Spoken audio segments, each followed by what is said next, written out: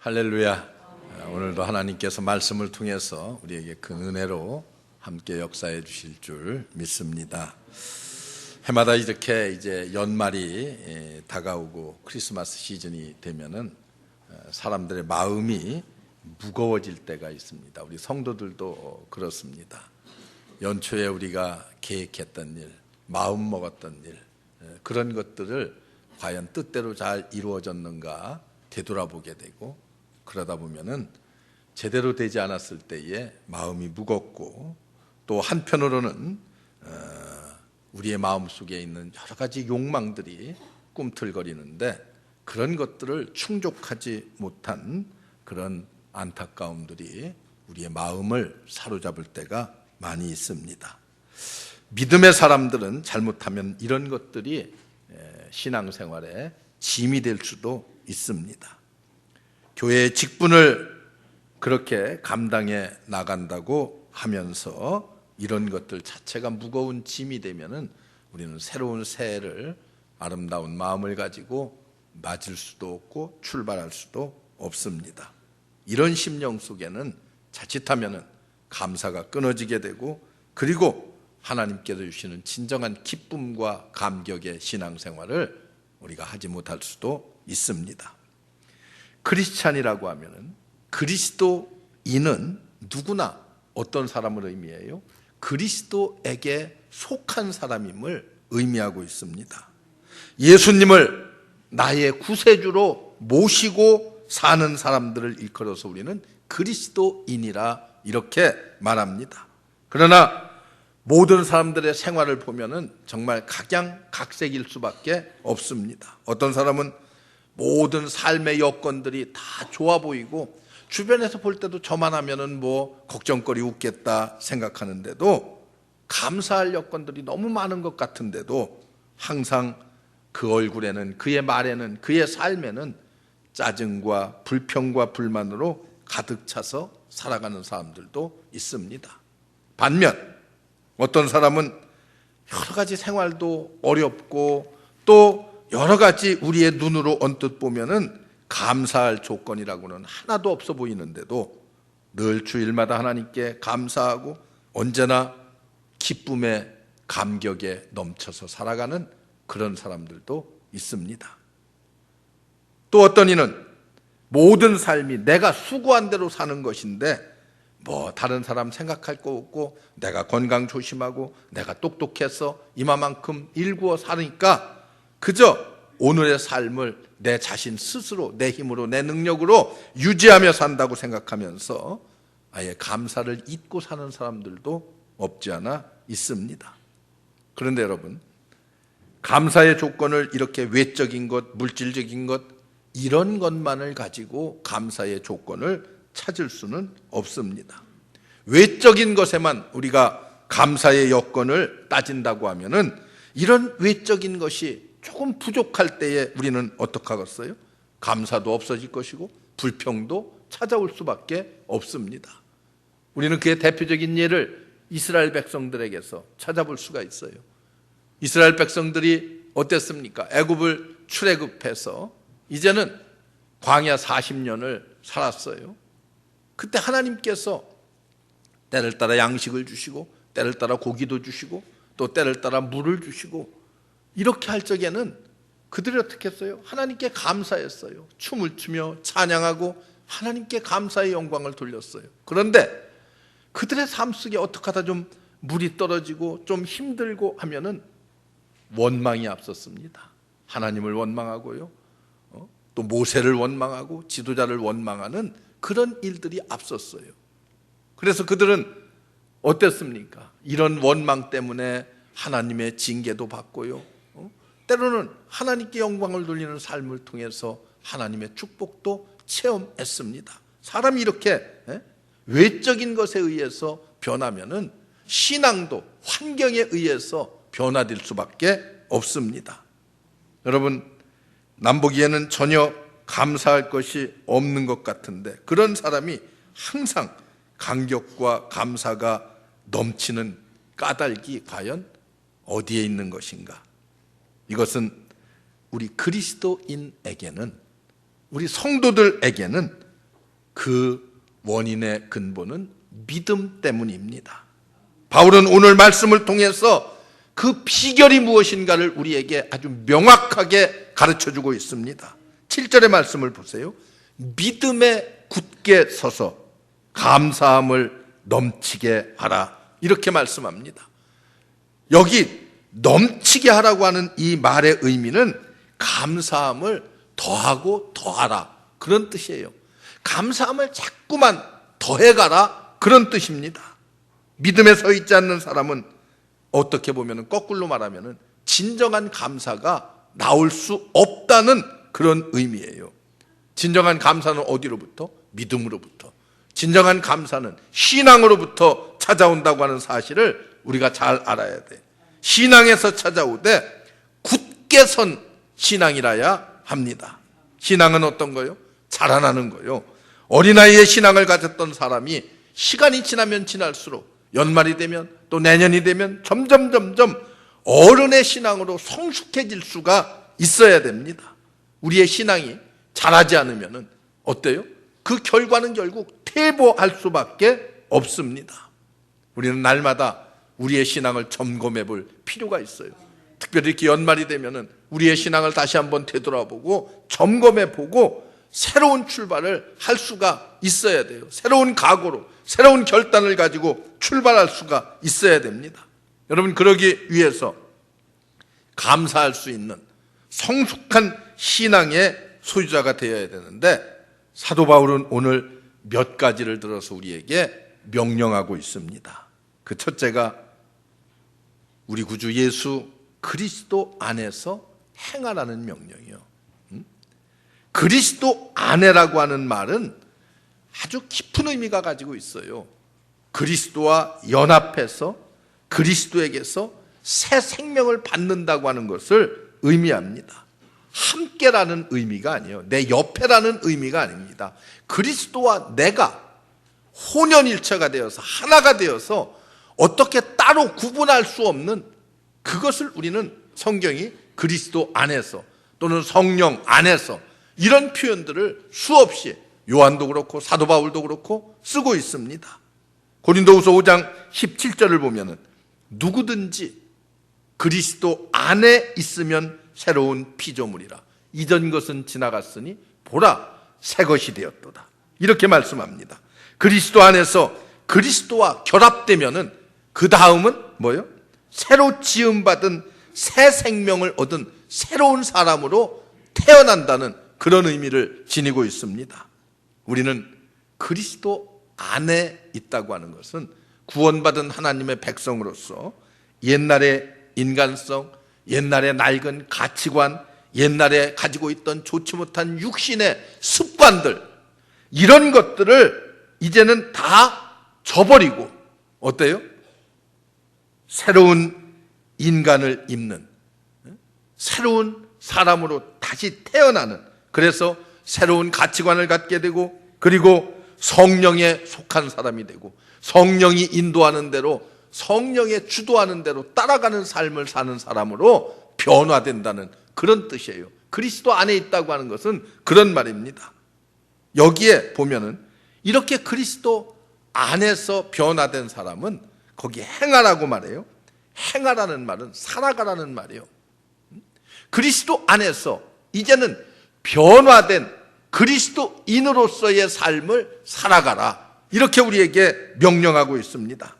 여러분, 그리스도인은 이같이 우리의 전 생활이 새로운 사람으로서 변화받아서 그리스도 안에서 그리스도의 법을 따라서, 그리스도의 법이 뭐예요?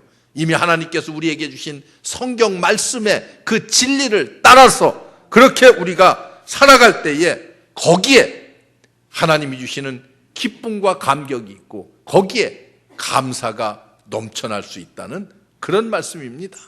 여러분, 감사가 넘치는 성숙한 신앙생활은 그리스도 안에서 살아가는 삶입니다.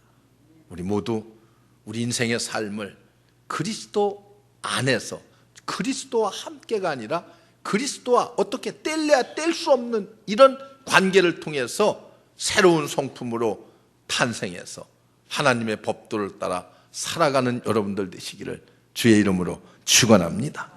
둘째는 감사가 넘치는 성숙한 신앙생활이라고 하는 것은 오늘 7절에 있는 말씀, 그리스도 안에서 뿌리를 받고 세움을 입으라, 이렇게 명령을 해요. 명령형입니다. 뿌리를 받고 그리스도 안에서 세움을 입으라. 여러분, 뿌리를 박는다고 하는 말은 뭐예요? 식물에게 속한 거 아니에요? 땅에 나무를 심었으면 그 나무가 이제 뿌리를 땅에 내린다는 그런 의미 아니겠습니까? 그리고 세운다는 말은 어떤 의미냐? 이건 건축을 할 때 쓰이는 말입니다. 튼튼한 기초 위에 건물을 세우는데 사용하는 말이에요. 세운다는 거예요. 그렇게. 그래서 그리스도 안에 깊이 뿌리를 받고, 그리고 땅으로부터 충분한 영향을 공급받아서 산다는, 그리고 반석되시는 예수 그리스도의 터 위에 우리의 신앙의 토대를 쌓아갈 때에 그의 인격이 어때요? 건전해질 수가 있고, 그리고 굳센 인격이 되어서 어떤 비바람이 친다 할지라도 흔들리지 않고 바로 설 수 있다는 거예요. 나무가 뿌리를 깊이 바로 박아야 비바람이 쳐도 넘어지지 않는 거 아니겠어요? 건물도 마찬가지예요. 건물도 기초가 튼튼해야지만이 비가 오고 바람이 불어도 흔들리지 않고 넘어지지 않는 거 아니겠습니까? 우리의 신앙의 인격도 이와 똑같다는 거예요. 생명력 넘치는 감격이 솟아나는 신앙이라고 하는 것은 예수 그리스도 안에 뿌리를 받고 예수 그리스도의 터 위에 우리의 신앙의 집을 짓는 자들이 바로 생명이 넘치는, 감격이 넘치는 신앙생활을 할 수 있다는 그런 뜻입니다. 여러분, 감격이 없이는 감사도 있을 수가 없습니다. 그리고 이렇게 그리스도 안에서 행하고 그 안에 뿌리를 제대로 받고 세워지지 않는다고 하면은 우리의 신앙생활도 어떻게 되겠어요? 메말라갈 수밖에 없어요. 거기에 감격도 감사도 다 사라질 수밖에 없습니다. 뿌리가 약하면은요, 거기에 무슨 감사가 나오겠어요? 거기에 무슨 감격적인 신앙생활이 있겠습니까? 그렇기 때문에 감사라고 하는 것은 그리스도 안에서 행하고 그리스도 안에서 뿌리를 내리고 그 신앙 안에 세워진 사람들에게 나타나는 모습이라고 볼 수가 있어요. 감사할 때 더 넘치게 되는 거예요. 옛날에 독일의 대기근이 찾았을 때에 어느 한 마을에 부자 할아버지가 자기의 있는 곡간을 열어서 그 지역에 있는 모든 아이들에게 매일같이 빵을 구워서 하나씩 주었습니다. 뭐 굽는 판에 그것이 얼마나 감사하겠어요. 많은 아이들이 아침마다 그 집에 몰려와서 빵을 가져갔어요. 뭐 때로는 좀 큰 빵도 있고 적은 빵도 있는데 늘 보면은 거기 그레첸이라고 하는 한 소녀아이가 남들이 다 가져간, 다른 아이들이 다 빵을 집어간 뒤에 제일 마지막에 가장 그저 적은 빵 하나를 가지고 가면서도 할아버지에게 감사하다는 인사를 빠뜨리지 않고 하고서 갔습니다. 하루는 이 아이가 그날도 마찬가지로 남들이 다 가져간 뒤에 빵 하나를 가지고, 적은 빵 하나를 가지고 집에 와서 빵을 이렇게 먹으려고 쪼갰습니다. 그랬더니 그 안에서 은화가 4개가 5개가 나왔어요. 그래서 깜짝 놀라서 할아버지가 잘못 실수를 했는가 보다. 빵을 굴 때 그 빵을 다시 들고서 그리고 할아버지를 찾아갔습니다. 그리고 여기에 이렇게 은화가 5개 들어있는데 할아버지가 뭘 잘못해서 이 안에 넣은 것 같고 이것은 제가 가져갈 것이 아닌 것 같습니다라고 그렇게 말을 했더니 이때 할아버지가 말합니다. 그것은 내 거라. 내가 감사할 줄 아는 너를 위해서 준비한 것이라는 거예요. 여러분, 감사하는 자에게 하나님께서 이렇게 더 큰 감사의 조건들을 허락해 주시는 거 아니겠어요? 그래서 라이트 후드라고 하는 사람은 이런 말을 했어요. 감사는 말이든 그것이 행동이든 온전히 인간을 인간답게 만드는 행위의 결정체라고 말했어요. 인간을 인간답게 하는 것은 감사라는 거예요. 감사가 없는 인간은 거꾸로 말하면 온전한 인간이 될 수 없다는 그런 의미도 됩니다. 시편 기자를 보세요. 여호와께서 내게 주신 모든 은혜를 내가 무엇으로 보답할꼬? 이렇게 고백하고 난 뒤에 내가 구원의 잔을 높이 들고 여호와의 이름을 부르며 여호와의 모든 백성 앞에서 나의 서원을 여호와께 갚으리이다. 이런 고백을 하고 있어요. 오늘 말씀도 보세요. 그러므로 너희가 그리스도 예수를 주로 받았으니 그 안에서 살아가고. 어디에서 살아가요?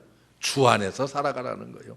예수 그리스도 안에서 하나님의 법도와 그 원칙을 따라서 살아가고, 그 뒤로 넘어가서 보면은 믿음에 굳게 서서 감사함을 넘치게 하라, 이렇게 말씀하십니다. 우리는 우리의 신앙생활 속에서 감사가 넘치게 할 필요가 있어요. 감사가 넘치게 한다는 것 아까 말씀드렸지요. 감사에 감사를 또 더한다는 거예요. 감사에 감사를 더하는 그런 삶이 우리에게 필요하다는 그런 말씀입니다. 더 나아가서 오늘 성숙한 감사, 신앙의 의미는 예수 그리스도 안에서 하는 감사는 한 단계 성숙하고 성장해야 된다는 것을 의미하고 있습니다. 사람은 여러분 매일매일 조금씩 성장해야 돼요. 오늘보다 내일이, 내일보다 모레가 성장하고 성숙해야만 됩니다. 이것이 정상입니다. 여러분, 이런 사람들에게는 문제가 없어요. 그런데 10년 전도 그렇고 20년 전도 그렇고 5년 전도 그렇고 언제나 그냥 달라진 것이 별로 없는 사람이 있어요. 여러분, 향상이 없다고 하는 것은 퇴보를 의미합니다. 사람은 성장 의욕이 있어야 돼요. 구태의연하면 퇴보할 수밖에 없습니다. 후회할 수밖에 없어요. 후퇴할 수밖에 없습니다. 우리의 생활은 감사의 태도로 향상되어져야 돼요. 이때 하나님은 어떻게 하십니까? 더 나은, 더 좋은, 더 풍성한 감사의 조건들로 우리의 삶 속에 채워주십니다. 감사라고 하는 것은요, 언제나 감사하는 자에게 더 나은 감사의 조건을 하나님께서 허락해 주십니다. 제가 목회하면서 느끼는 것이 바로 그런 거예요. 여러분, 그래서 여러분들은 언제나 여러분들의 감사 생활이 오늘보다 내일이, 내일보다 모레가 한 단계 한 단계 이렇게 성숙해 갈 수 있는, 그러므로 우리의 신앙이 아울러 성숙해지는 역사가 여러분들과 함께 하시기를 주의 이름으로 축원합니다. 그리고 더 나아가서 예수 그리스도 안에서 하는 감사는 언제나 믿음으로 하는 감사가 되어야만 합니다. 성경은 뭐라고 말합니까? 믿음이 없이는 하나님을 기쁘시게 하지 못하나니, 그렇게 말해요. 오늘 말씀도 믿음에 굳게 서서 감사함을 넘치게 하라, 그렇게 말씀하고 있습니다. 여러분, 감사는 믿음의 척도입니다. 우리가 믿음을 어떻게 알 수가 있어요? 아, 저 사람의 믿음이 좋은지 나쁜지 그 신앙을 어떻게 알 수가 있겠어요? 그런데 그것을 잴 수 있는 잣대가 있는데, 그 잣대가 뭐예요? 그것이 바로 감사라는 것입니다.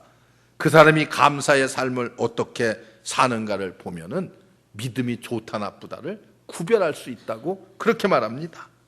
신앙이 좋다고 하는 사람들은 여러분 어떤 사람들이요? 하나같이 깊은 감사의 삶을 사는 사람들입니다.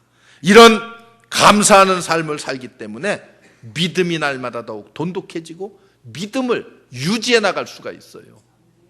믿음이 좋은 것 같다가도 조금 시간이 지나고 조금만 환경이 달라지면 무너지고 자빠지고 하는 이유가 어디에 있습니까? 그 이유는 감사의 삶을 온전히 살지 못했기 때문에 그렇습니다. 여러분, 옛날 어느 집사님이요, 교통사고로 사경을 헤맸어요. 뺑소니 차에 의해서 이제 뇌를 많이 다쳐가지고 뇌가 이렇게 엑스레이를 찍었는데, 이렇게 CT를 찍었는데 선수 구석구석에 피가 이렇게 맺혀 있어서 의식도 없고 그렇게 지냈어요. 한 달이 지났어요. 한 달 동안도 의식이 없어요. 그런데 하루는 신경외과 의사 선생님께서 그런 말씀을 하셔요.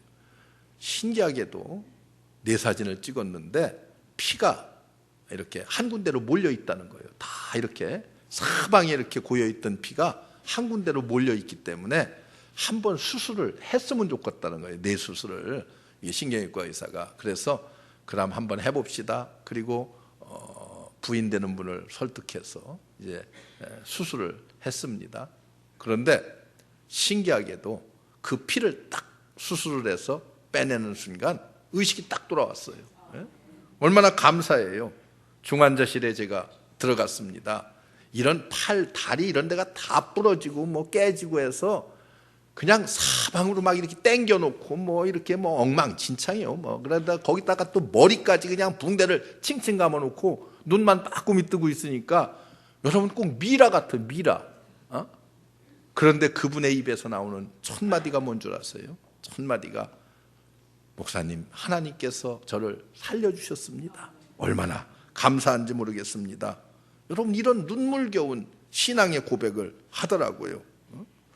만약에 그분이 아이고 목사님 나는 왜 이런지 모르겠어요. 왜 이렇게 재수가 없어가지고 뭐 이렇게 그냥 엉망진창 자기 모습을 보면은 그렇잖아요.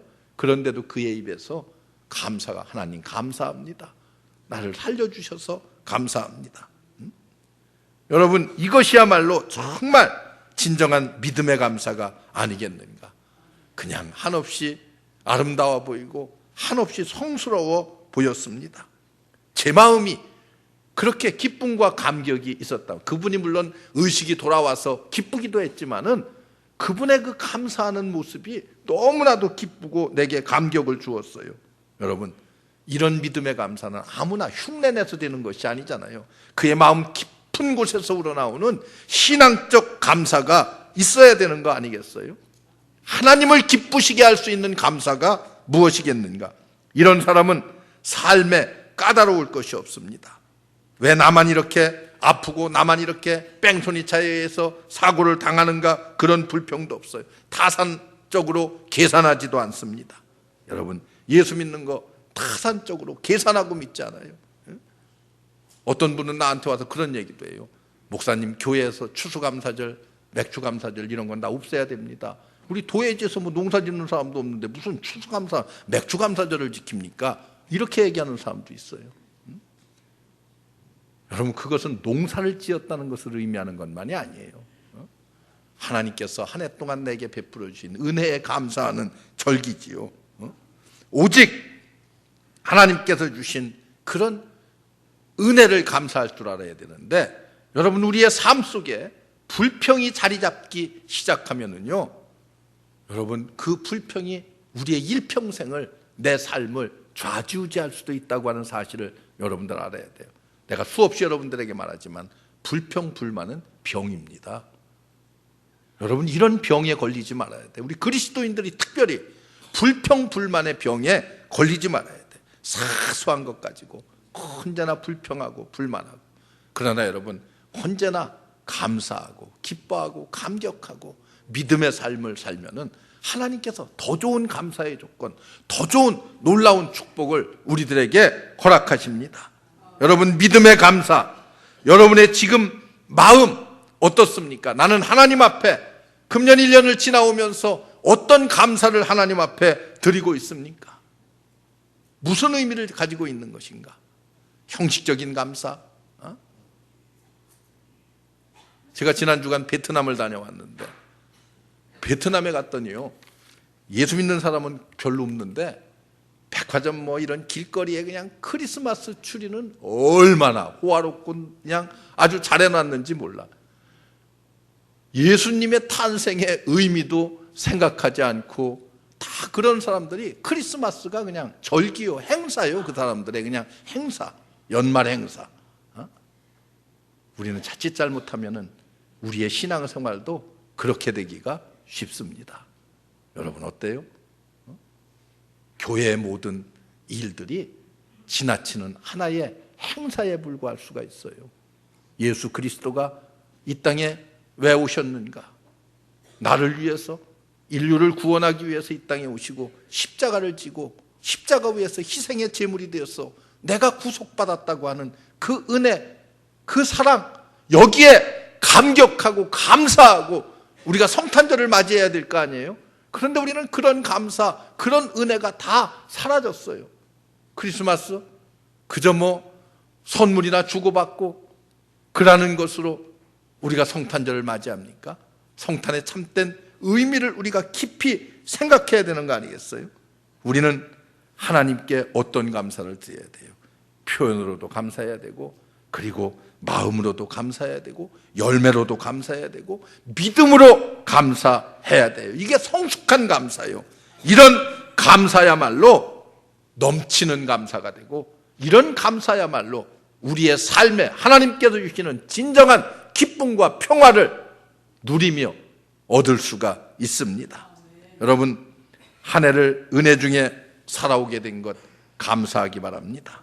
하나님께 그 은혜에 어떻게 보답할 것인가를 생각하며 신앙생활 하시기 바라요.